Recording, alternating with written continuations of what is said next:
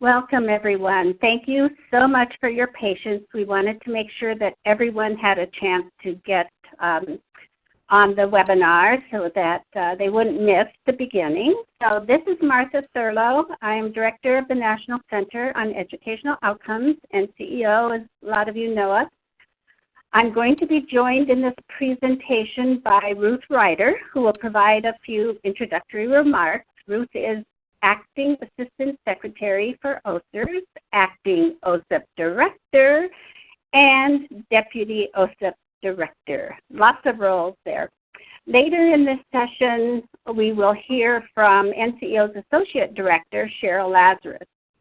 And finally, we are going to leave time for questions at the end. We are going to have you submit your questions via the chat function.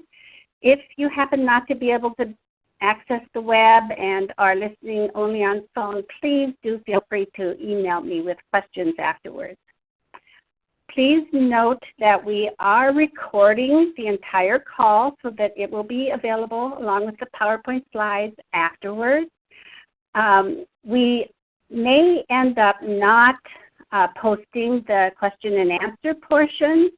We'll take a poll at the end to see whether people are comfortable with having that portion recorded. Also, we have a quick evaluation survey at the end of the webinar. Please do complete that survey for us. Now I'm going to turn it over to Ruth Ryder. Ruth, please. Thank you, Martha, and thank you and Cheryl and all of the other staff at NCEO for your leadership over the years in the assessment field.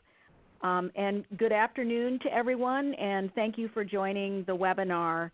I'm excited to be here representing the Office of Special Education Programs and the Office of Elementary and Secondary Education and the Office of English Language Acquisition, along with other offices within the department that have been working together to support the work that states are doing around assessment.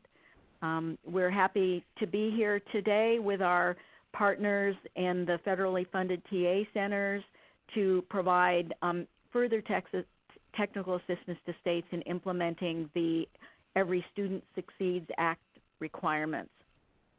OSEP and OESE's Office of State Support asked NCEO to provide this webinar focused on strategies for meeting the 1% cap on the participation of students with the most significant cognitive disabilities in the alternate assessment. You may have seen NCEO's brief on this topic, and today's webinar is a follow-up to that brief with the goal of being able to provide practical information and strategies for states in meeting the 1% cap. We know that more than 1% of students participate in the alternate assessment aligned with alternate academic achievement standards in most states, and NCEO will be sharing some data with you in this regard so that you can get a general sense of where your state stands in comparison with other states. ESSA's new cap on participation rates may pose a challenge in some states, particularly where more than 1% of students have been participating in the alternate assessment up until this time. Some states may need to revisit their assessment participation guidelines with special attention paid to the characteristics of students with the most significant cognitive disabilities, also looking at professional development for IEP teams and other educators, and what are strategies for supporting parents of students with disabilities to ensure they are meaningfully involved in the IEP team decision-making process about the assessment in which their child will participate. NCEO's Martha Thurlow and Cheryl Lazarus will provide what ESSA says about the 1% cap on participation in alternate assessments. They'll describe the provisions in the ESSA assessment regulations for requesting a waiver from the 1% cap and also suggest strategies for meeting the 1% cap. As Martha said, we are taping today's webinar, and it will be posted on NCEO's website for those of you who are not able to join us today, as well as being a possible resource for TA efforts within your state. You can use this with your LEAs and others who are interested in this topic. Please, as Martha said, complete the brief survey at the end. NCEO will provide that at the end of today's webinar so that it will help us continue to improve the assistance that's being provided by our TA centers. With that, I want to again thank NCEO for their leadership and for organizing this webinar. And now I'm going to turn it over to Martha to begin today's presentation. Martha? Great. Thank you, Ruth. I'm going to get us going right away since we started a little bit short. So Ruth already identified the objectives for today's call. So there they are in front of you. I'm not going to go over them again. I'll jump right into the conversation we're going to have. Well, get the next one up. Okay, so I want to, as Ruth said, we'll do a quick kind of survey of what was in the Every Student Succeeds Act related to the 1% cap. Then I'll shift into some information we have about what's going on right now for students with the most significant cognitive disabilities, and then jump into those strategies that we have. So quick run through the ESSA participation requirement. So as you all probably are very familiar with, the Every Student Succeeds Act changed that 1% cap to be about the participation rate rather than about the proficient rate. Rather than for the accountability measure, it is now the participation requirement. And this requirement applies to each content area or subject area, as ESSA refers to, across all the grades. So those are the percentages we are looking at when we talk about the 1% cap. Also in the law was an interesting provision that the state cannot place a cap on participation rate of the district. So the cap is in effect at the state level, not necessarily at the district level, and that states cannot tell the district that they are restricted to 1% in the alternate assessment. The state also is required to make the data from districts publicly available as long as there is no personally identifiable information being shown. And there are requirements related to those LEAs that do exceed 1% of their students in a subject area being in the alternate assessment. And those districts have to supply information to the state justifying the need to exceed the cap. And then the state has to provide oversight to the district. So it's an interesting challenge that we have. Oh, hold on. Another requirement is that parents of students being considered for participation in the alternate assessment have to be clearly informed that their child's academic achievement is going to be measured based on those alternate achievement standards, and also that there is the possibility that participation in the alternate assessment will result in the student being delayed, or that there are otherwise affected the student's ability to be able to complete the requirements for the regular high school diploma. So conveying to parents the importance of that decision about having the student participate in the alternate assessment. The other thing the law had was a provision for a waiver from this requirement. And there have been many details provided on how do you go about getting a waiver. We've heard that many states are thinking they need to apply for a waiver, but applying for a waiver is not just a simple, please excuse us from this requirement. So the assessment regulations, which are in force, they were not repealed. The assessment regulations lay out the specific things that the state has to do if it plans to request a waiver. So I've kind of listed them in bullets here, and I'll talk a little bit more about each one. So the state, for one thing, has to submit that request for a waiver 90 days before the testing window starts. So it's already too late for this year. The state has to provide some data. The state has to give assurances. It has to provide a plan and timeline, and it has to address disproportionality. So a little more details about those. So in terms of the data requirements, and these are at a minimum, the state needs to provide information on the number and percentage of each subgroup of students who took the alternate assessment. So this is within the group of students taking the alternate assessment, each subgroup within that group. Data showing that at least 95% of all students and 95% of students with disabilities participated in the assessments in the subject area for which the waiver is requested. And there are notes indicating that the state level data can be from the current year or they can be from a previous year. It's an indication of what's going on related to the number and percentage of students taking the alternate assessment.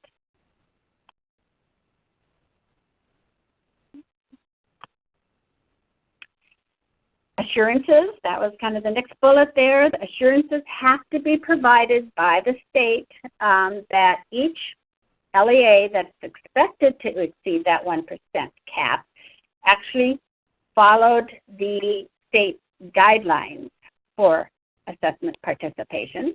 So there has to be some kind of documentation that took place. And also an assurance that the LEA is addressing any disproportionality in the students taking the alternate assessment. There's a little note there that within the assessment regulations, there are other requirements related to the alternate assessment. Those being that the states have to provide guidelines for IEP teams to use in determining whether a student will take the alternate assessment. The guidelines need to include a state definition of students with the most significant cognitive disabilities, and that definition has to include things like cognitive functioning and adaptive behavior. Next bullet was about that plan and timeline. So there has to be a plan and a timeline by which the state will improve implementation of its participation guidelines and actually review and revise its definition if that's needed so the cap can be met in the future.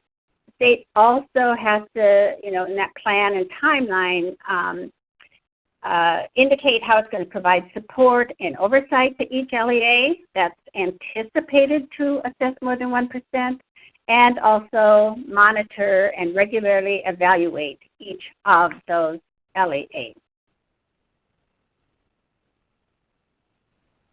And finally, in that plan and timeline, as you heard before, the state has to address any disproportionality in the percentage of students taking an alternate assessment that was identified in the data provided. So in other words, there are a lot of things to think about, and requesting a waiver requires really a thoughtful process and considerable effort on the part of the state. So I wanted to move quickly into, so let's begin thinking about what are some of the considerations for meeting that cap. So these are some of the data that were pulled from 2014-15, which shows us that more than half of the states were over the 1% participation figure in the alternate assessment in that year, 2014-15. These data, as the note says, are based on the total student enrollment during the testing window in the states with available data. I think we have 3 states that are not included here, but as you can see, the participation rates, this is ELA we've got here, and math looks almost exactly the same. Participation rates here range from 0.6% to over 2%. So you see we have quite a range in what's happening in states right now. So we think it is important to think about what our research has been telling us about who are the students who participate in alternate assessments. What do we know about these students? I'm going to try to go through these kind of quickly. These are, what we show here are the main categories of students participating in the alternate assessment, with intellectual disabilities being the top, students with autism next, students with multiple disabilities next, and then a category, 12% of students who are in other, have other categorical designations. Here we always know, if you are finding that you have many students with the designation of learning disability, speech language impairment, it might be important to be investigating those further.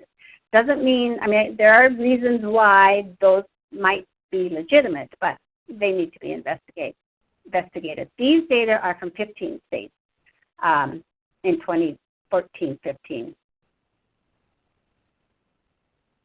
Data from a bit earlier, these came out of the University of Kentucky, Jackie Kearns and her group, who looked at some of the other kinds of characteristics, communication issues of students, and we see here that expressive communication skills, most of the students in this group of students with the most significant cognitive disabilities do have expressive communication. Many are working with symbols to communicate, and there's a very small percentage of the 1% who we consider pre-symbolic in their expressive communication skills.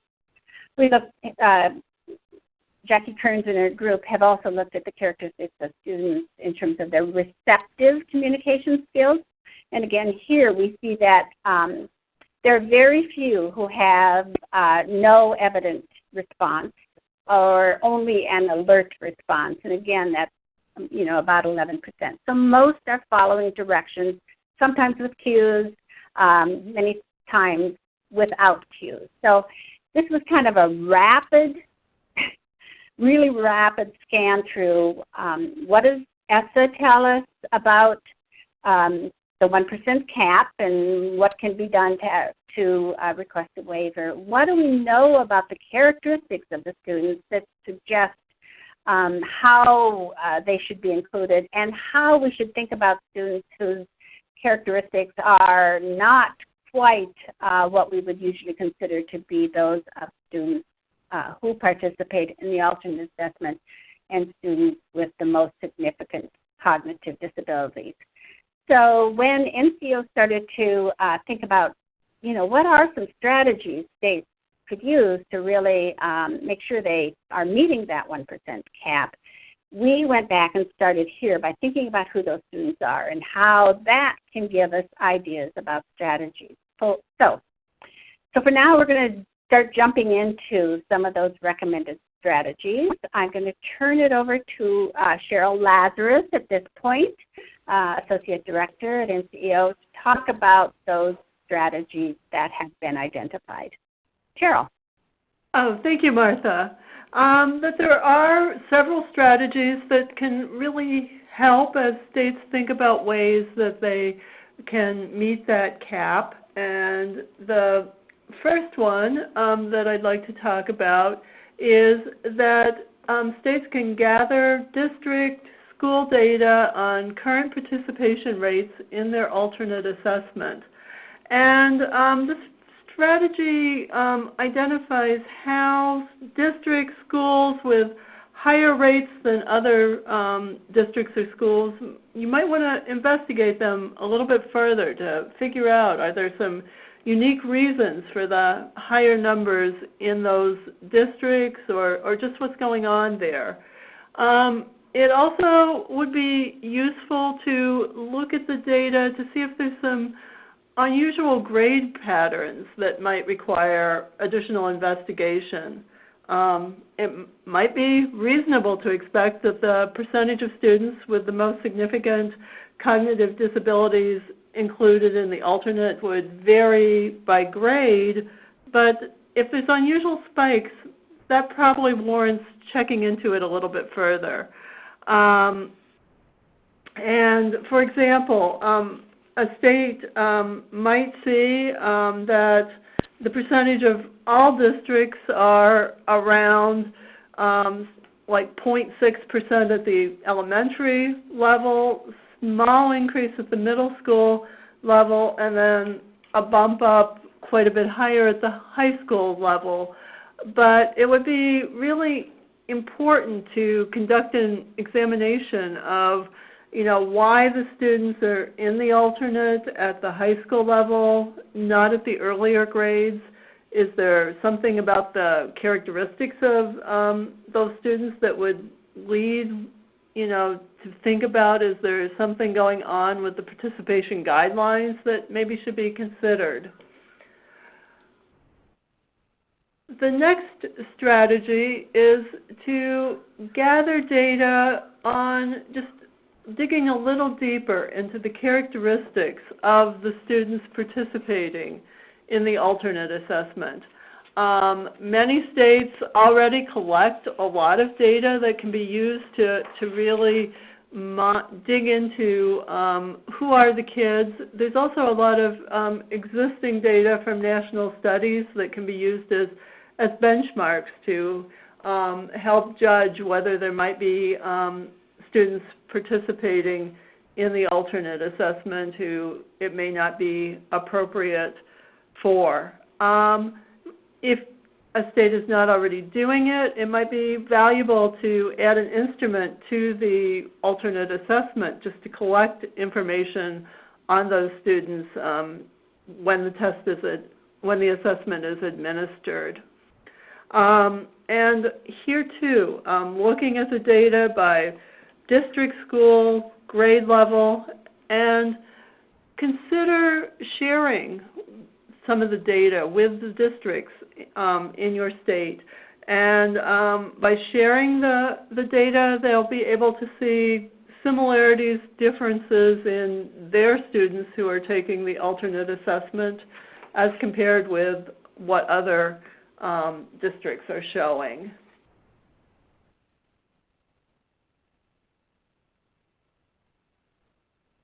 Now, let's see, I feel like I got myself lost here slightly.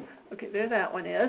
Now, the third recommended strategy is to create or examine the state definition of students with the most significant cognitive disabilities. As Martha mentioned, all states are required to have a definition of students with the most significant cognitive disabilities, and looking at developing one, or if you already have one, refining it to make sure that it really is will lead to the identification of the appropriate population of students who should be participating in the alternate assessment. And additionally, it'll be important to check to make sure that the problem isn't any issues with the definition or the participation guidelines, but rather just with the way it's being implemented out in the district by educators.